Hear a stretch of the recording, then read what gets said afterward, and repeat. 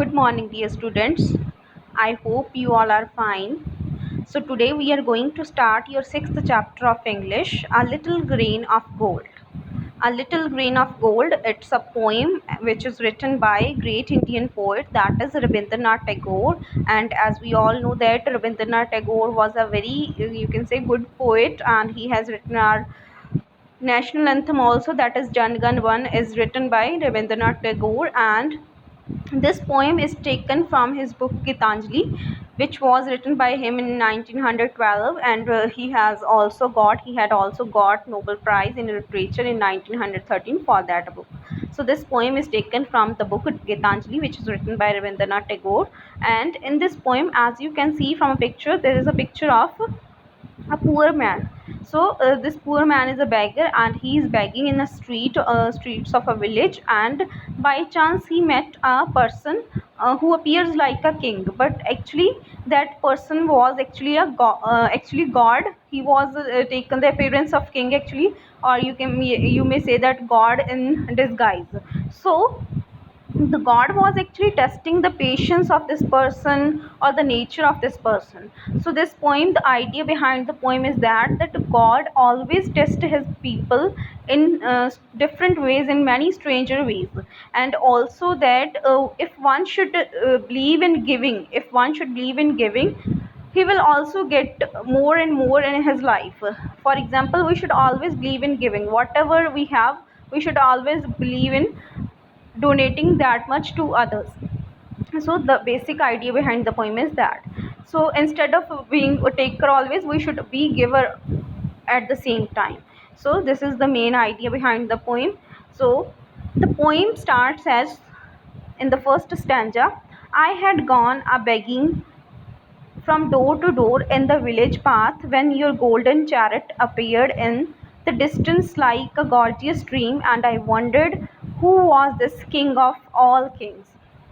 So that beggar is saying that I was begging from door to door in the village path, that he was begging in a village from door to door, and at that time when your golden chariot appeared in, so at that time I met you here means means to say that king or that god.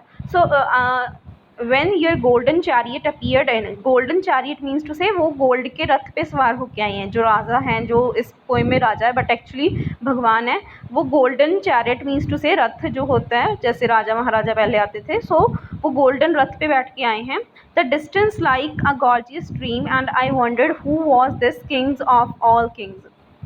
appeared in the distance like gorgeous dream means to say उसको ऐसा लगा कि उसका सपना सच हो गया है, that his gorgeous dream, his very beautiful come true, that someone king has appeared on his way and he will definitely give him you can say lot of money or things. So he was happy, that beggar was very happy, and he was wondering, he was surprised that who is that person, who is this person, the king of kings, because he is looking very rich and very charming. So he is saying him like king of all kings. He seems to him like a king of all kings, that this is the biggest king of the world. So my hopes rose high, and I thought my evil days were at an end, and I stood waiting for alms to be given unasked, and for wealth scattered on all sides in the dust. So that person, that beggar, is again saying that my hopes rose high. My hopes rose high means to say, rose is the second form of rise. Rise means to say कुछ increase होना. So my hopes rose high means to say that my hopes were increased when I saw you, and I thought my evil days were at an end, that my bad days are going to be end now, and I stood waiting for alms to be given unasked. That person, that beggar, said that I was waiting that you will give me some money. Alms means to say जो begging दी जाती है beggar को, like भीख जो होती है, that could be money, that could be clothes, etc., food, etc., that could be anything. So he said that I stood waiting alms to be given unasked, that I should not ask for anything but you will give me. So he was waiting like this, and for wealth scattered on all sides in the dust. So he is saying that I am hoping that you will scatter, you will spread some wealth, you will spread money, or you will scatter money on me like dust. So he was hoping like this, that poor beggar was hoping like this. The chariot stopped where I stood. The person is saying that your chariot stopped where I was standing. Your glance fell on me, that you started looking at me, and you come down with a smile. And you come down from your chariot with a smile. I felt that the luck of my life had come at last. And he said that he thought that the poor person thought that my luck is now is going to be bright. So then all of the sudden you held out your right hand and said, what have you to give me? So what happened suddenly? That person, that king, uh, you can say that person raised his hand, actually held his right hand and in front of that beggar and asked from that beggar, what have you to give me? So instead beggar was hoping that that king will give something to me. Instead of doing that, that king held his right hand in front of that beggar and asked from that beggar that what have you to give to me? So he is asking from the beggar that what you can give to me. Ah, what a kingly jest was it to open your palm to a beggar to beg. So that person, that poor man was, you can say, in a it appears to him like a joke. He thought that this king is just joking with me. How can I give something to him? So he is begging to a beggar, actually. I was confused and stood undecided, and then from my wallet I slowly took out the least little grain of corn and gave it to you. Now that person is saying that I was totally confused, that why are you joking like this, that why are you asking for something from a beggar, from a poor man, actually. So but I stood confused and stood undecided. I was unable to decide what to do now. And then from my wallet here means to say whatever he is carrying, what kind of bag he is carrying, that beggar is carrying. So what he did then, from my wallet I slowly took out the least little grain of corn and gave it to you. Now that poor person didn't want to give anything to that person, actually, because he was very poor and he is not having anything to give that king. But even then he put his hand into his wallet and reluctantly gave.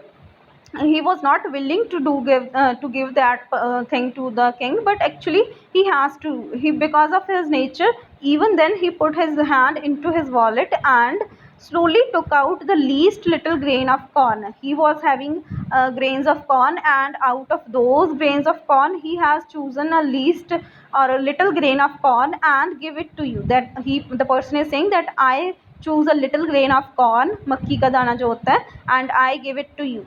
और उसने that poor person, that beggar, has given that corn piece to the king, or in you can say the hidden god.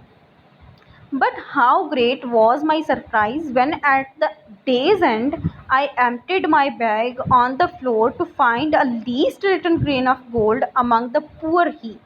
I bitterly wept and wished that I had had the heart to give you my all. So what happened, actually? But how great was my surprise when at the day's end, now when at the end of the day, when in the evening that person came back to his home, and he was greatly surprised.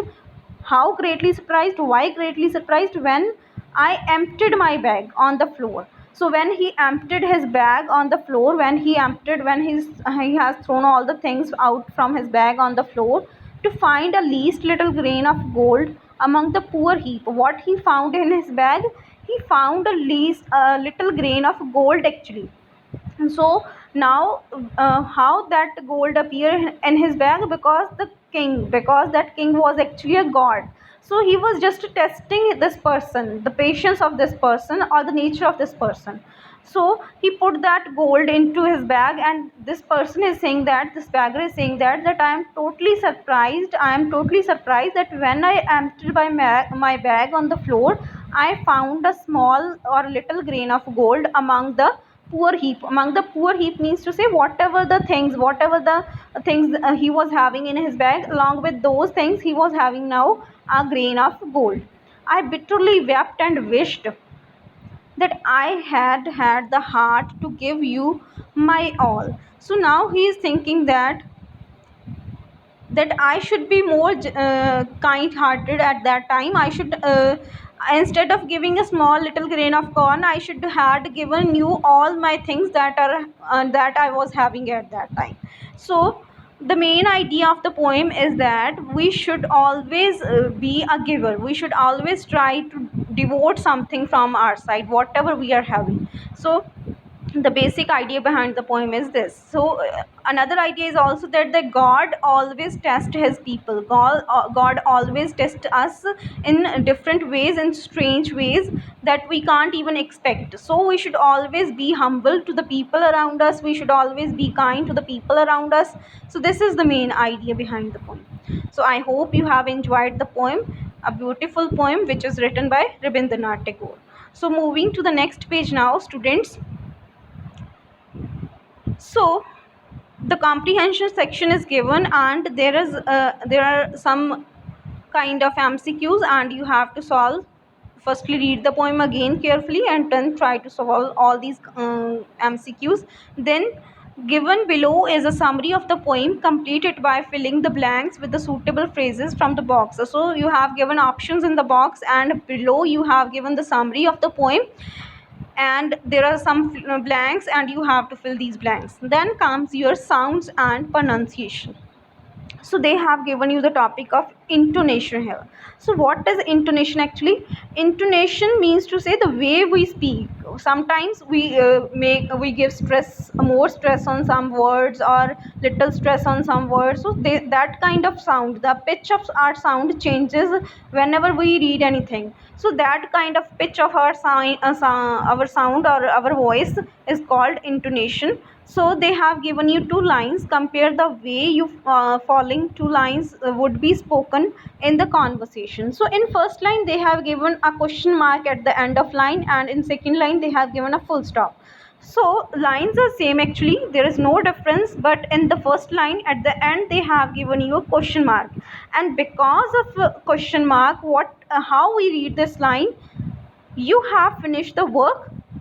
So we ask like it a question, you have finished the work, and second, you have finished the work. So in this way, the intonation here, what is intonation now? The rising in the pitch of the sound actually, or you can say the change in the voice is called intonation. The first is a question and the second is a statement. It is the way these sentences are spoken that tells us whether they are a question or statement. You can judge from someone's voice whether they are putting your question or whether they are just saying about a statement. So that can be judged from one's voice, and that is called intonation.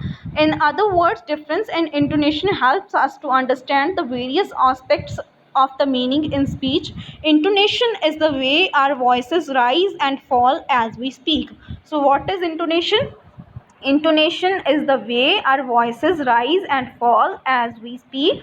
So intonation is the variation in pitch. Pitch means to say the amplitude of our sound, or the you can say frequency of our sound. So rising intonation means the pitch of the voice increases while you speak, and falling intonation means to say the pitch decreases as you speak. So rising means to say when the voice increases while speaking, okay, and falling intonation means to say the pitch decreases when you speak. So they have given you more example, like here they have given a statement. Firstly they have given you statements. So we read statements simply without giving any stress or without rising our voice. So simply I say like Goa is a small state, Goa is located on the western coast. But when we are going to ask any question from someone, a question that can be answered with yes or no has a rising intonation. For example, are you a tourist? And similarly, is Goa located on the western coast? So in this way we have seen that whenever we are reading any simple statement, our voice is low, the pitch of the voice is low, or falling intonation you may say. And in case of questions, there is a rising intonation. So similarly, this rising intonation happens only when there are questions like, are you a tourist, is Goa located on western coast? But a question, wh question, is spoken with the falling intonation. When you are speaking any question which is starting with the wh word, like with what, when, where, whose, whom, like these words, then there is a falling intonation, like what is his name, who built this mosque. So in this way there is a falling intonation. So moving to the next page now. Similarly, they have given you more examples, and you have to read these carefully. And then they have given you some question tags. Falling intonation: when the speaker is sure about what he or she says and expects the listener to agree with him or her. So it's a nice day, isn't it? And rising intonation: when the speaker is not certain and asking for the confirmation. So when the speaker is sure that someone is going to be agree with me, then there is a falling intonation, as they have given in the first example in the a sentences, like it's a nice day, isn't it? So simply. And when you are asking for someone's opinion, whenever you are not sure about whether that person agrees with you or not, then you will speak with a rising intonation, like your name is Preetham, isn't it? So like this bus goes to Shimla, doesn't it? So like this your intonation increases. So these are the differences they have given you, and read these things carefully. Then what you have to do in the next exercise: listen to these statements below said aloud. As you listen, repeat them in the same tone.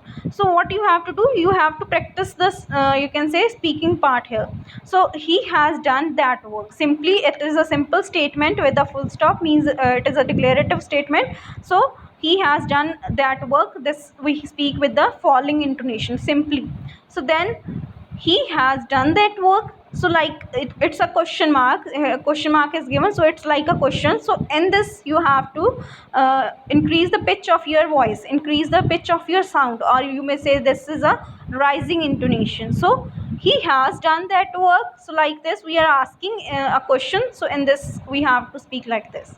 So similarly, he is going there, he is going there, this work will take that long, this work will take that long.